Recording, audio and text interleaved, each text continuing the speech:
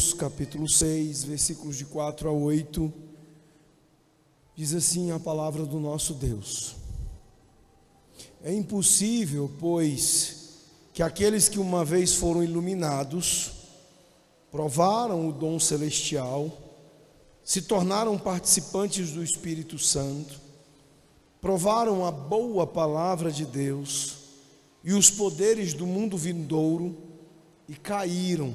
Sim, é impossível outra vez renová-los para arrependimento, visto que, de novo, estão crucificando para si mesmos o Filho de Deus e expondo-o à zombaria.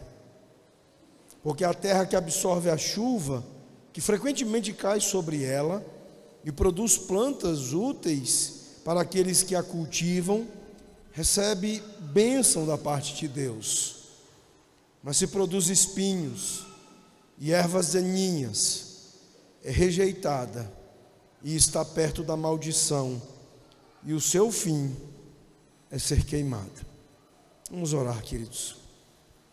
Senhor nosso Deus, ó Pai, nós estamos diante da Tua palavra, Senhor, que traz verdades gloriosas a respeito da supremacia, da grandeza do Senhor Jesus Cristo. E traz, ó Deus, alertas, confrontações para a nossa correção, para que nossas almas, ó Deus, sejam devidamente preparadas, ó Pai, para os perigos que nos cercam.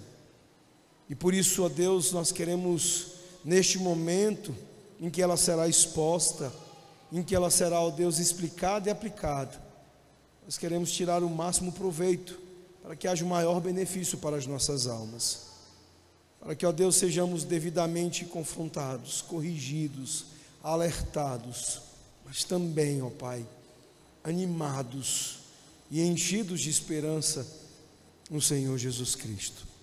Portanto, que o Teu Espírito nos conduza neste momento, tanto na exposição, o Senhor sustentando com poder o instrumento mensageiro que Tu usas, como, ó Deus, fazendo dos Teus filhos ouvintes ativos, atentos, ó Deus, e cheios de trabalho na exposição, para que possam, ó Deus, aprender, receber do Espírito, ó Pai, aquilo que lhes traz grande benefício com a exposição da palavra do Senhor, benefício para as suas almas e para as suas vidas em todas as áreas dela. É o que nós pedimos no nome de Jesus. Amém. Meus irmãos, no ano de 2014, aconteceu algo curioso. Um pastor adventista do sétimo dia, chamado Ryan Bell, ele anunciou que faria uma experiência que por muita gente foi considerada apenas uma tolice, mas que se tratava de algo trágico. Ryan Bell, ele fez uma resolução de ano novo, de que ele viveria por um ano sem Deus, refletindo sua própria perda de fé. Para documentar isso, ele abriu um blog onde faria registros ao longo desse ano, desta experiência, e ele era acompanhado por uma equipe que o seguia para documentar tudo. Dentre muitas coisas expostas por ele, ele disse o seguinte: ele disse: pelos próximos 12 meses, viverei como se Deus não existisse. Não vou orar, não vou ler a Bíblia, vou me referir a Deus como a causa das coisas, não vou me referir a Deus como a causa das coisas, ou esperar que Deus possa intervir e mudar as minhas circunstâncias ou as de outras pessoas. Depois de um ano dessa experiência, e fazendo isso e até mais do que isso, Ryan Bell, ele disse o seguinte: eu olhei para a maioria dos argumentos que consegui encontrar para a existência de Deus, e tenho que dizer que não acho que haja um caso convincente. Não acho que Deus exista. Acho que isso faz mais sentido com as evidências que tenho e minha experiência. Acho que a melhor maneira de explicar a conclusão a que cheguei é uma palavra muito forte para o lugar provisório em que estou agora.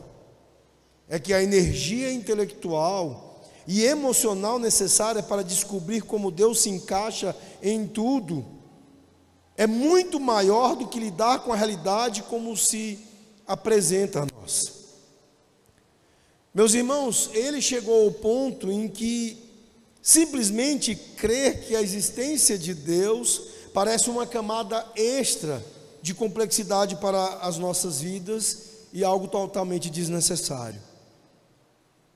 Esta é a história trágica da jornada de Ryan Bell. Eu gostaria que você, como cristão, como alguém que foi salvo por Jesus, que tem convicção de teus pecados terem sido perdoados por meio de sua morte, da morte de Jesus na cruz, eu pergunto a você que como é, diante destas convicções, viver com a ideia de que Deus não existisse. Viver naquilo que nós podemos chamar de ateísmo prático.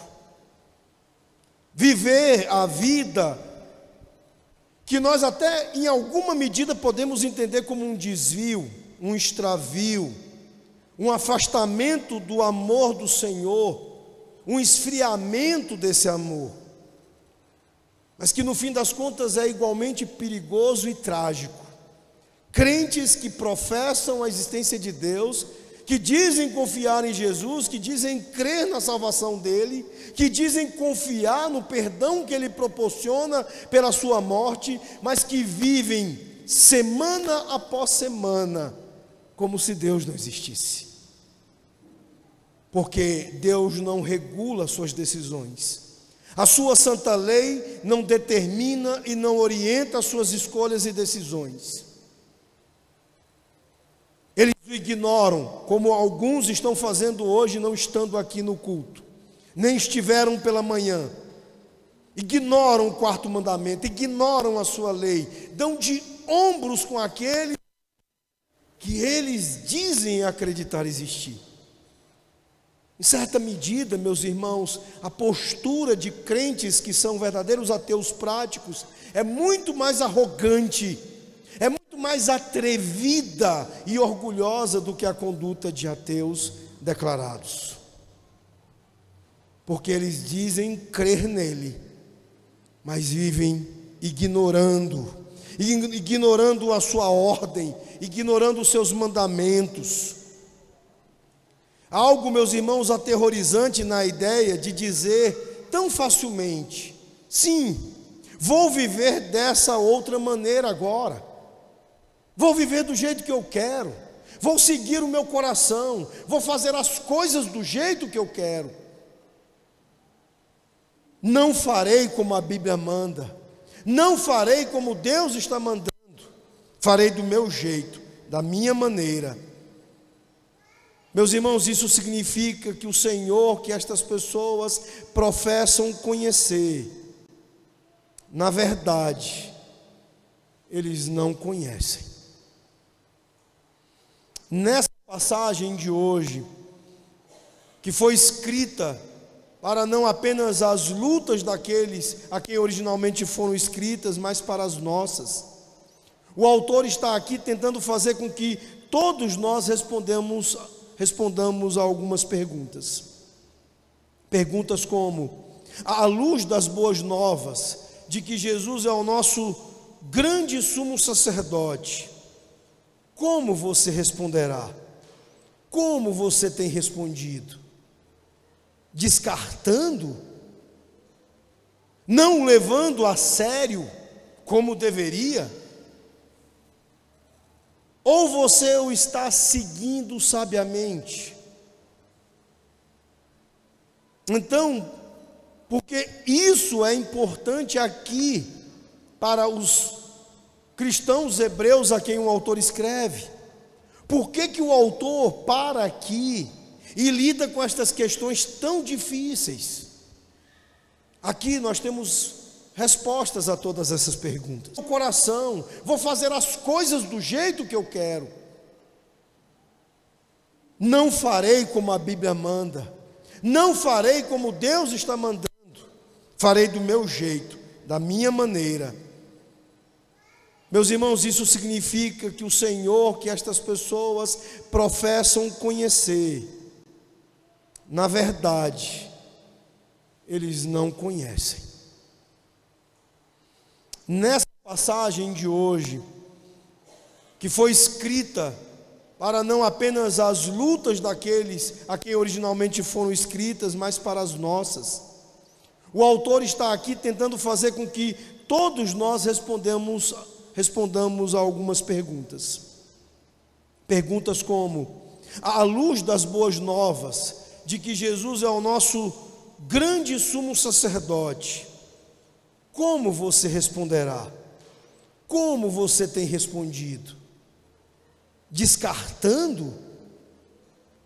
Não o levando a sério como deveria? Ou você o está seguindo sabiamente? Então, porque isso é importante aqui para os cristãos hebreus a quem o autor escreve.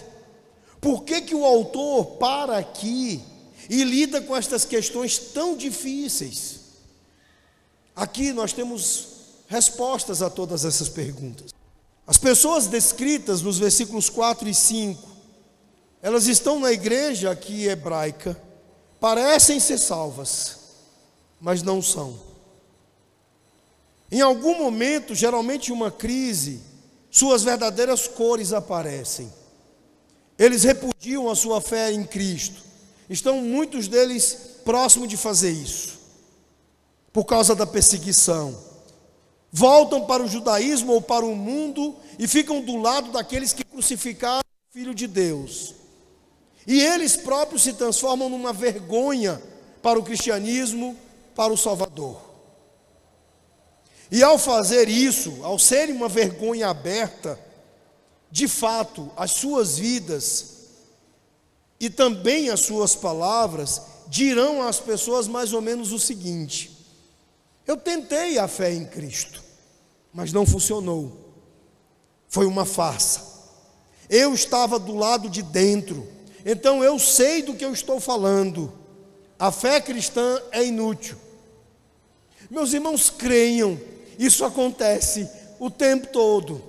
Recentemente, um colega meu do doutorado, pastor presbiteriano no Rio de Janeiro, apostatou da fé, foi para o romanismo, assumiu a religião do Papa, e agora ele está saindo em tudo que é canal de Instagram, YouTube, eventos presenciais da Igreja Católica, do lado de um padre, de um bispo, de um arcebispo, de um atrás do outro, para dar o testemunho dele de conversão do presbiterianismo ao catolicismo romano, para dizer exatamente nestes mesmos tons estas mesmas coisas.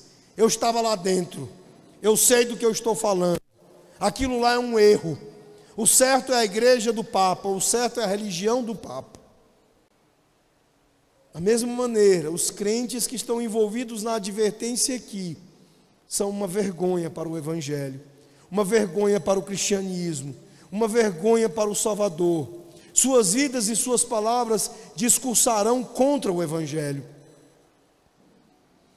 Para tais apóstatas, diz o autor do nosso texto em Hebreus, é impossível renová-los novamente para arrependimento. Por quê? Porque eles endureceram seus corações contra a verdade a qual eles foram expostos, não uma, mas várias vezes, uma e outra e várias vezes eles foram expostos ao Evangelho da graça. E embora eles parecessem por um tempo como se fossem salvos, as suas vidas agora mostram que eles, na verdade, nunca foram salvos. Pastor, então não temos problemas com esta visão? Sim, temos. Como eu disse, todos nós teremos que lidar com algumas dificuldades nesse texto. Dois grandes problemas também podem ser destacados com relação a esta maneira de ver o texto. O primeiro, Os termos dos versículos 4 e 5, eles soam como se descrevessem verdadeiros crentes e não falsos crentes. Vejam comigo novamente. É impossível, pois, que aqueles que uma vez foram iluminados e provaram o dom celestial e se tornaram participantes do Espírito Santo e provaram a boa palavra de Deus e os poderes do mundo vindouro. Meus irmãos, olha a expressão, e provaram do Espírito Santo. Caramba, pastor, isto é muito contundente, é muito evidente de um crente. Daqui a pouco nós vamos oferecer algumas soluções para a opção de ficar com esta posição e enfrentar esta primeira dificuldade. A segunda, se eles não foram verdadeiramente salvos, então o que há para se afastar? Como eles podem ser renovados para o arrependimento, se eles nunca se arrependeram verdadeiramente uma primeira vez? Esta é outra dificuldade com a qual temos que lidar. São perguntas difíceis que são feitas para aqueles que entendem que o texto está falando de pessoas aqui que são falsos crentes. Meus irmãos, é preciso termos esta honestidade. Eu tenho alguma dificuldade com pregadores que vêm ao púlpito, pregam sermões de 20, 25 minutos ou 30 minutos e querem fazer e dizer a vocês que textos difíceis são fáceis. Eu não creio que essa seja uma maneira fiel e honesta de nós procedermos. É preciso que haja honestidade intelectual, e isso até o ímpio entende. E quanto às coisas e aos deveres do Evangelho, nós precisamos entender que isso é ainda mais exigido. O autor aos Hebreus, em resumo, nesta sessão, desde as mensagens anteriores, está nos dizendo que há coisas difíceis de explicar e coisas difíceis de entender. E eu não posso dizer para vocês, como uma mentira, que são coisas fáceis de explicar e coisas fáceis de entender. A Bíblia, naquilo que nós precisamos para a salvação, e nas coisas que são a instrução para a nossa vida cristã, ela está repleta do essencial com facilidade.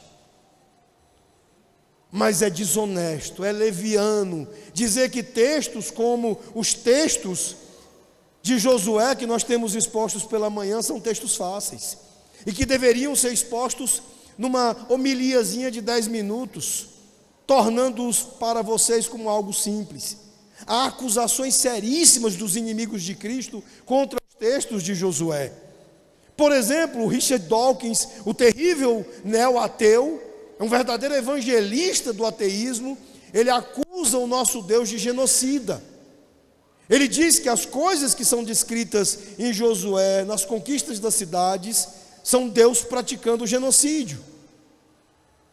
E você não pode lidar com acusações tão sérias e dificuldades tão grandes, dizendo que é fácil explicar isso e é fácil entender isso, porque não é. Isso deve produzir em nós a humildade, e a humildade de olhar para as Escrituras e entender que o problema aqui não está no autor, o problema aqui não está no Espírito Santo, o problema não está em Deus, o problema está no pecado, na nossa natureza que carregamos. Nós temos limitações suficientes para que estas coisas sejam difíceis para nós. São problemas difíceis. É por isso que desde o início eu tenho tido cuidado, nesta mensagem bastante atípica em relação às anteriores, que nenhuma visão é livre de problemas, de desafios. Que você tem que escolher os problemas com os quais você vai conviver com esse texto. Mas que alguns princípios eu quero adicionar a vocês agora, especialmente pelo fato de que estamos vindo neste texto desde o seu primeiro versículo, e eu não escolhi pregá-lo avulsamente esta noite. Então, desde o primeiro versículo já nos foram dados elementos e substantes suficientes para compreendermos um pouco melhor, não de maneira radical, absoluta, mas um tanto melhor a nossa passagem. Como, meus irmãos, lidamos com as dificuldades da quarta opção? Existem dois fatores principais para podermos lidar melhor e estarmos mais em paz com as dificuldades que eu acabei de apontar. A primeira é uma pergunta: qual a melhor visão? Qual a visão que melhor se encaixa com o argumento, o contexto e a situação que nos é apresentada aqui em Hebreus, desde o capítulo 1, especialmente nesta última sessão que o autor vem comparando a situação dos crentes hebraicos com o povo de Israel no deserto. Nós vimos que Hebreus está sendo escrito para crentes hebreus que estão considerando voltar para o judaísmo e considerando trocar aquele que é superior, Cristo, por aquilo que é inferior, Moisés e companhia. O autor então está aqui defendendo a superioridade da pessoa de Cristo a estes irmãos e dizendo a eles: olha, abandonar a Cristo pelo antigo sistema é um erro terrível.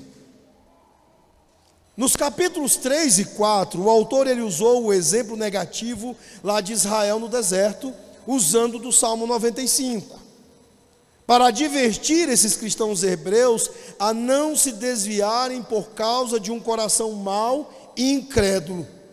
É o que nós vimos no capítulo 3, versículo 7 a 12, versículo 15, no capítulo 4, versículo 3 e versículos 5 e 7. Ele está exortando, está dizendo a eles para não cederem ao mesmo tipo de incredulidade, de coração duro, que foi verificado entre os israelitas e que fez com que eles não entrassem no descanso de Deus. Por causa da desobediência e da incredulidade, os israelitas não entraram na terra prometida, não entraram no descanso, no gozo do Senhor. Eles foram reprovados. É esse o contexto. E no capítulo 3, verso 14, ele nos diz: nós nos tornamos participantes de Cristo se retivermos o princípio da nossa certeza até o fim. Então, meus irmãos, não há descontinuidade aqui. Há uma continuidade textual entre as sessões do capítulo 3 até aqui. E elas não podem ser dispensadas para o entendimento deste nosso texto aqui, do capítulo 6, verso 4 e 5. Veja só, o que nós vimos até aqui que o autor aos Hebreus nos apresentou. A nação inteira de Israel colocou sangue nas ombreiras de suas portas. Colocar o sangue nas ombreiras da porta era para o israelita naquele contexto análogo à fé salvadora. Todos passaram pelo Mar Vermelho, o que é um tipo do batismo, de acordo com 1 Coríntios 10, verso 2.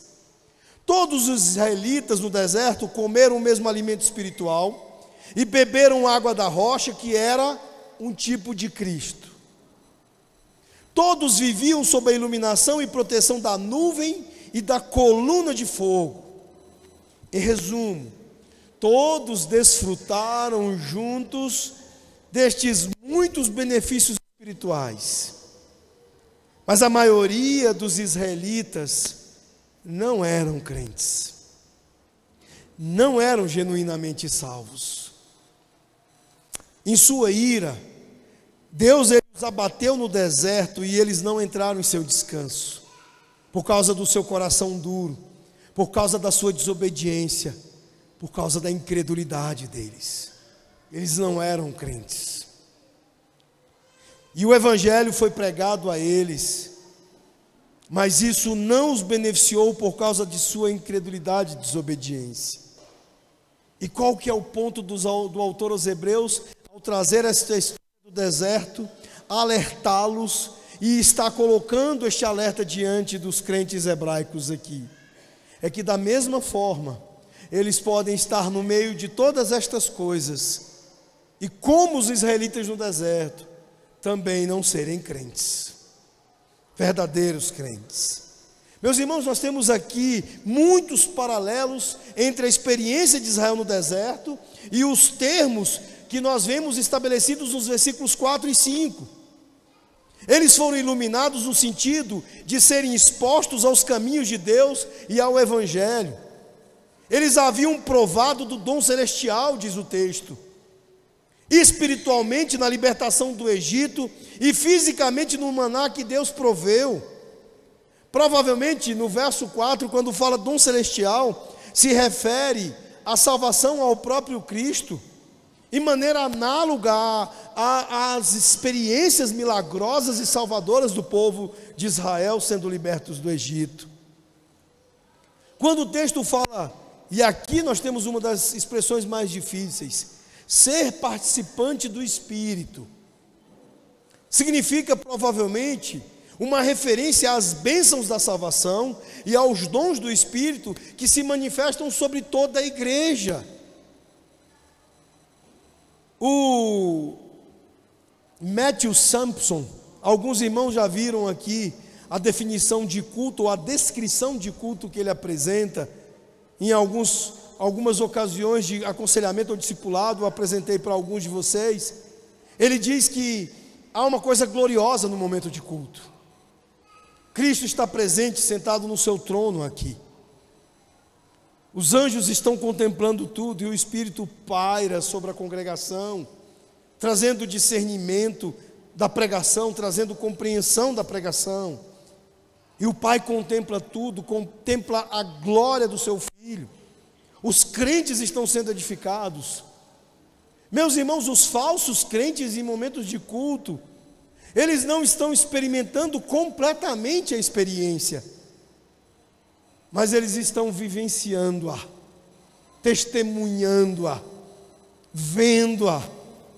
Tanto que o apóstata que deixou o pastorado no Rio de Janeiro e foi se juntar aos romanistas idólatras, estava falando coisas do nosso meio lá. Ele está dizendo: olha, eu estive lá, eu era de dentro. Israel no deserto e no Êxodo experimentou corporativamente os sinais milagrosos das pragas e outros milagres relacionados com aquele momento importante. E os crentes, da mesma maneira, estão tendo a presença dos não crentes, dos falsos crentes entre nós, testemunhando os grandes milagres de Deus que estão sendo feitos em nossas vidas o tempo todo. Quando o texto diz provar a boa palavra de Deus, está se referindo, meus irmãos, aqui às boas promessas ao seu povo através da pregação do Evangelho. Também foi uma experiência corporativa de Israel no deserto. Eles provaram a boa palavra da promessa de Deus ao sair da escravidão do Egito, mas nem todos foram salvos pela fé pessoal. Estavam no bolo, mas não eram salvos. Eles também provaram os poderes da era por vir, que são aqui mencionados no texto. Israel experimentou muitos milagres, tanto na libertação do Egito, quanto no sustento de Deus no deserto. E na igreja hebraica, certamente aqui é uma referência aos dons de sinais milagrosos que Deus deu a eles na era da igreja primitiva, para confirmar o seu evangelho. Eles viram as mesmas coisas, como Judas, por exemplo, viu todos os milagres de Jesus de camarote. Ou estão se esquecendo de Judas, membro do colégio apostólico, testemunha de todas essas coisas, dos milagres, do evangelho, das palavras e do ensino do mestre. No entanto, como diz o apóstolo João, não era dos nossos. Assim como estes aqui não são dos nossos. Aqui há uma outra referência nos versículos 7 e 8, que são uma chave importante para a gente entender o texto. Esses versículos eles dizem o seguinte: porque a terra que absorve a chuva que frequentemente cai sobre ela, e produz erva útil para aqueles por quem é também cultivada, recebe bênção da parte de Deus. Mas se produz espinhos e abrolhos, é rejeitada e perto está da maldição, e o seu fim é ser queimada. Ele fala aqui que o solo bebe a chuva, é uma expressão para as bênçãos de Deus.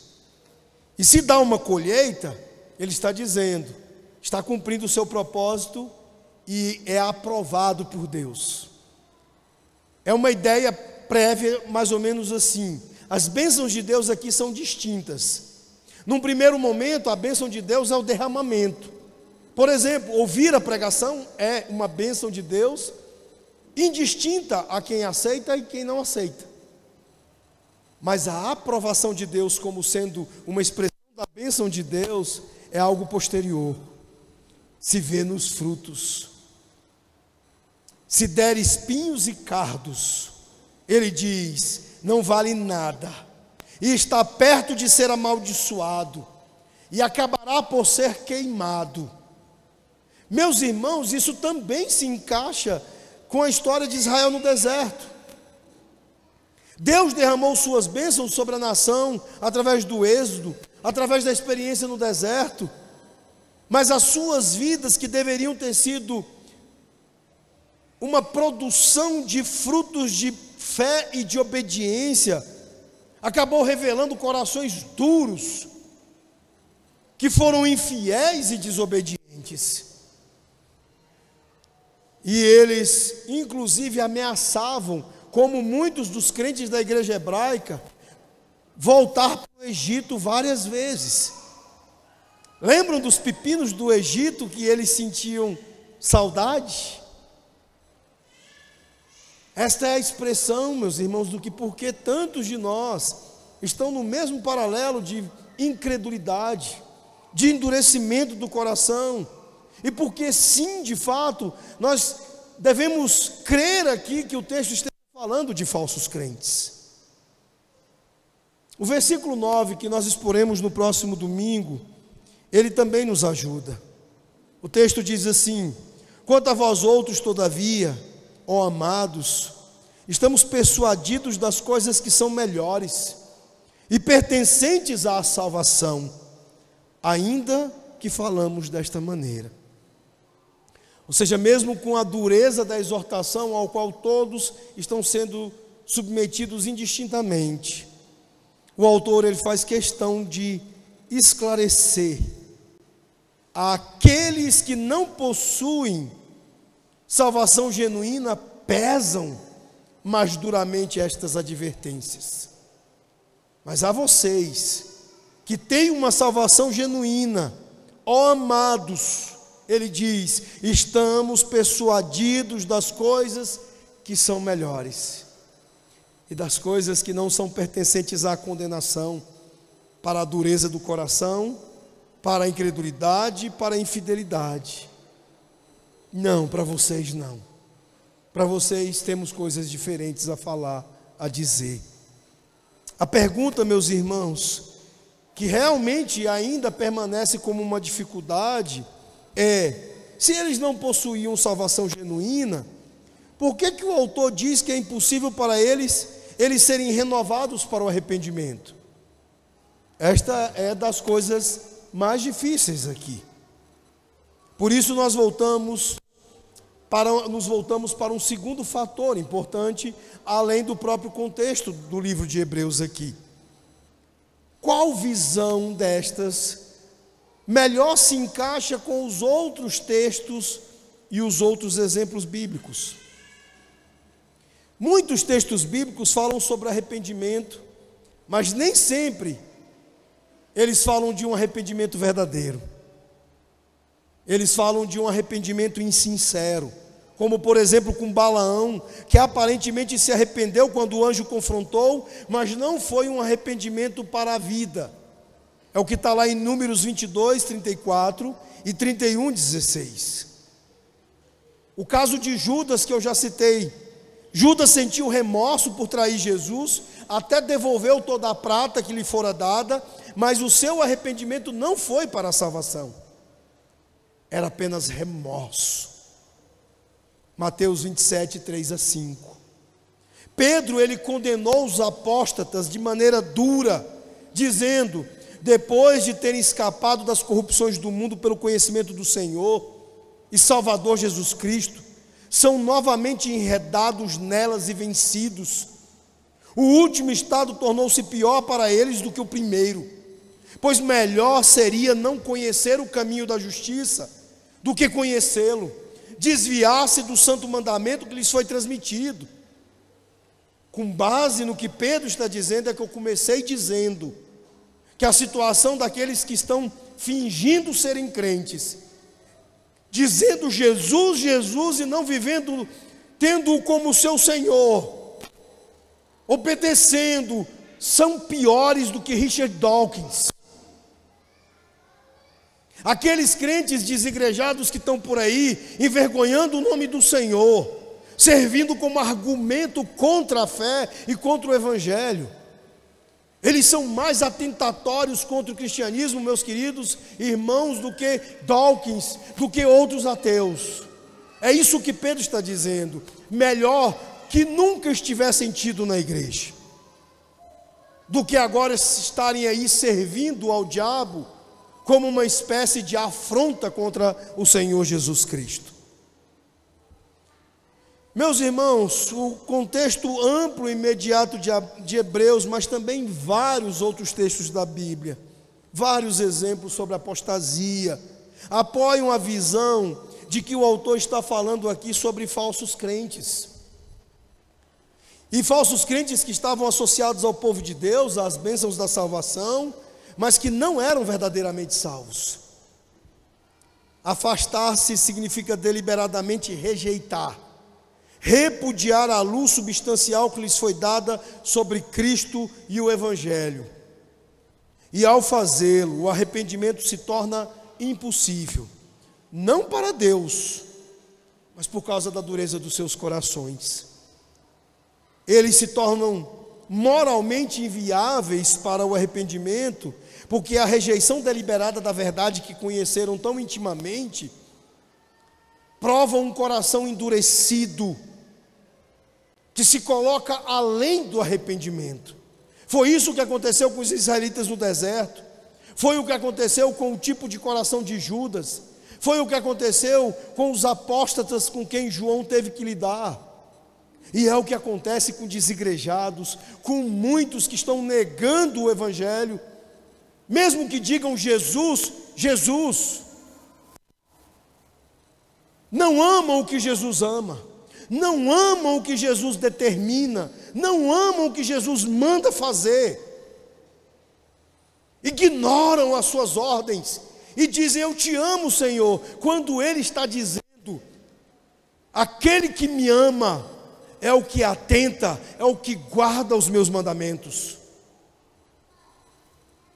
Assim nós podemos resumir toda a ideia principal aqui do texto com a seguinte expressão: o arrependimento se torna impossível quando uma pessoa foi exposta às bênçãos do povo de Deus, mas cai por deliberada incredulidade e negação de Cristo.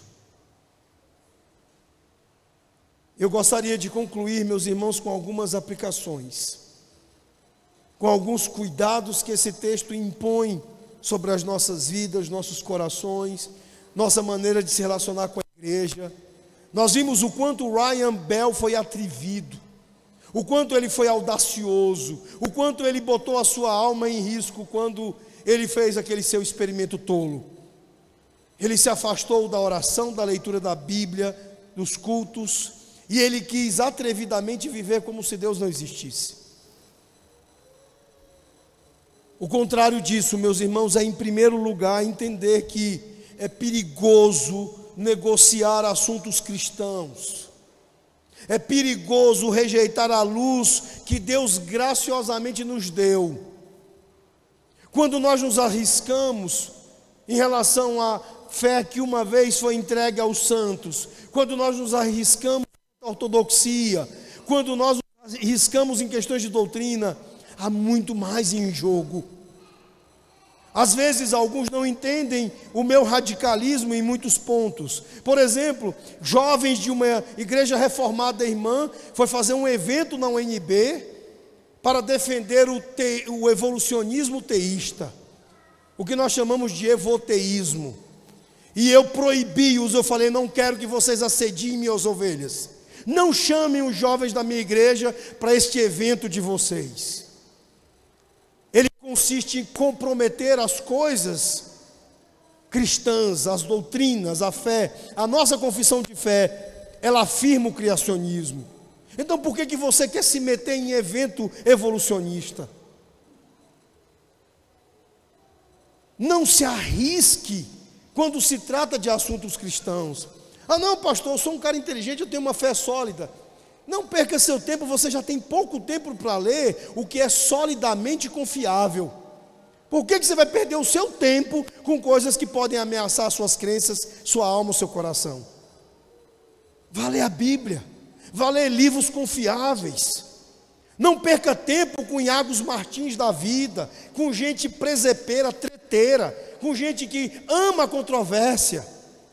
Vá ouvir pregações de pastores solidamente confiáveis. Vá ouvir sermões de pastores que têm um ministério aprovado, que estão com seus cabelos grisalhos, que estão com o seu ministério aprovado.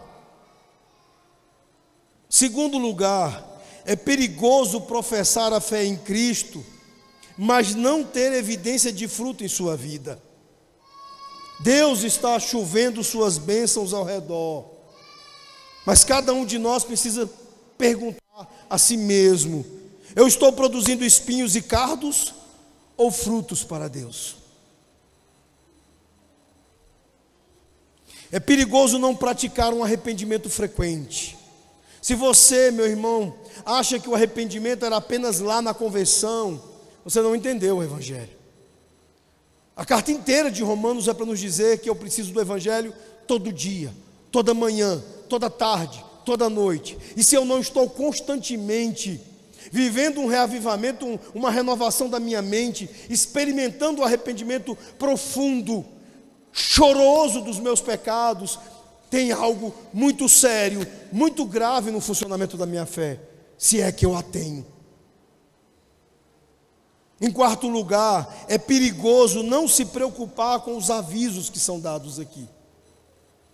Mas como nós veremos no próximo domingo, se você tem de fato andado nos caminhos, naquilo que o Senhor tem pedido de você, se você tem o cultuado domingo após domingo, você obviamente também não deve ter uma preocupação excessiva com as coisas que são exortadas aqui nesse texto.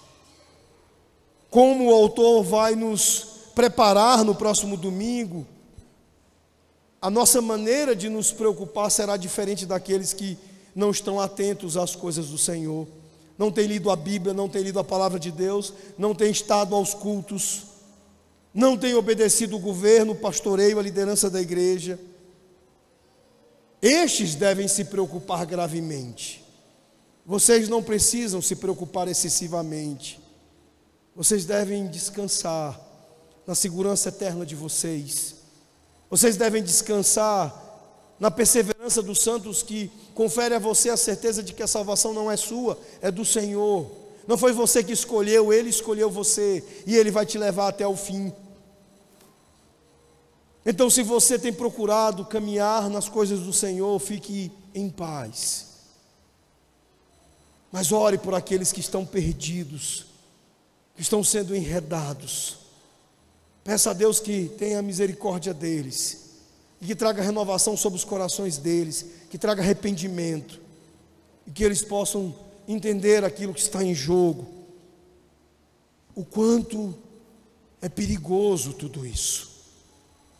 Se trata de vida ou morte, céu ou inferno.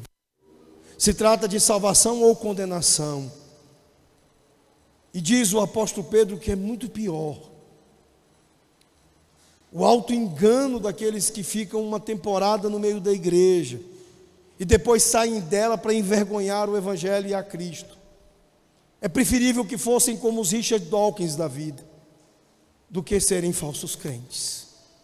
Que Deus tenha misericórdia do seu povo, que Deus tenha misericórdia desta igreja, da igreja presbiteriana, e que Deus tenha misericórdia daqueles que estão vivendo sob engano, sob falsa profissão de fé. Que Deus os salve. que Deus quebre seus corações duros e troque seus corações de pedra por corações de carne. Vamos orar.